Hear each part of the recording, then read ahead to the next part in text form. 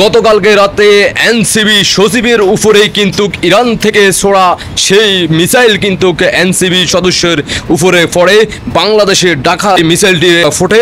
সেই মিসাইলের সেই ধারণকৃত যে ভিডিও ফুটেজ আমরা ইতিমধ্যে সংরক্ষণ করতে সক্ষম হয়েছি বঙ্গবন্ধু স্যাটেলাইট থেকে। আমরা সেই ভিডিও ফুটেজ আপনাদেরকে দেখানোর চেষ্টা করতেছি। স্ক্রিনে আপনারা অলরেডি এক প্রান্তে দেখতেছেন সেই যে ইরান থেকে যে মিসাইলটা আসছিল, যে সদস্য সচিব যে উরুফে রাজাকার আক্তারের উপরে যে মিসাইলটা গতকালকে ফুটছিল, আপনারা ইতিমধ্যে জানেন না। গতকালকে রাতে ঢাকা শহরে ইরান থেকে যে মিসাইলগুলো ছোড়া হচ্ছে, ভুলবশত একটা মিসাইল ঢাকা শহরে এনসিবির গায়ের উপরে পড়ে, সেখানে অর্ধ শতাধিক মানুষ তারা আহত হয়। পাশাপাশি আপনারা দেখতেছেন অলরেডি আমরা বঙ্গবন্ধু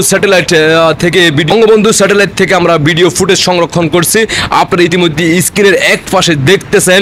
আমার ভিডিও এডিটর মাস্টারকে দয়া করে বলবো, আমার এডিটর মাস্টারকে একটু অনুরোধ করব, আপনি দয়া করে আমার দর্শকদেরকে একটু ভিডিও ফুটেজটা আমরা সংরক্ষণ করছি, সেটা দর্শকে বুঝতে পারতেছে না। আপনি একটু দয়া করে ভিডিও ফুটেজটা একটু বড় করে স্ক্রিনে দেওয়ার চেষ্টা করবেন। আমার দর্শকেরা যারা বাংলাদেশে এবং দেশে প্রবাসে এই মুহূর্তে যেখানেই থাকুন না কেন, আপনারা কি ভিডিও ফুটেজটা ক্লিয়ার দেখতে পারতেছেন কিনা, যে গতকালকে মিসাইলটা সেই ইরান থেকে বাংলাদেশে ভুলবশতভাবে চলে আসছে, সেটা এনসিবির গায়ের উপরে পড়ে। পরবর্তীতে আমরা জানি যে এনসিবির একজন ঠোঁটে তার স্কিনে অলরেডি আপনারা জানেন, দেখতেছেন ছবিটা, ঠোঁটের মধ্যে আঘাত আসে, অনেকে আবার আহত হয়, হাসপাতালে যায়। মধ্যরাতে তারা বিক্ষোভ করে।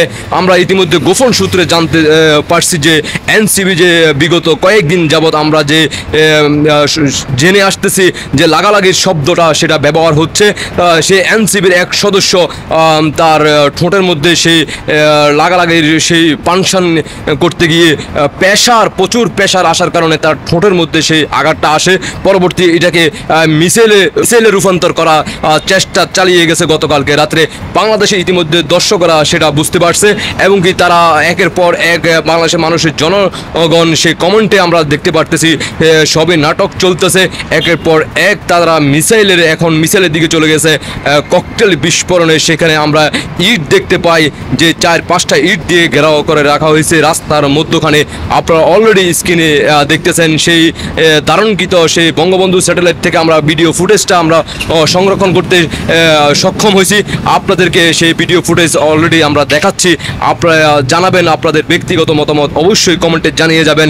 আর এনসিবি যারা এই মুহূর্তে হাসপাতালে আছে তাদেরকে আমরা বঙ্গবন্ধু স্যাটেলাইটের থেকে আমরা চেষ্টা করব তাদেরকে হাসপাতালে যেহেতু তারা কী ধরনের চিকিৎসা তারা নিচ্ছে সেটা ভিডিও ফুটেজ সংরক্ষণ করার চেষ্টা করব। পরবর্তী ভিডিওতে আপনাদেরকে সেটাও দেখানোর চেষ্টা করব।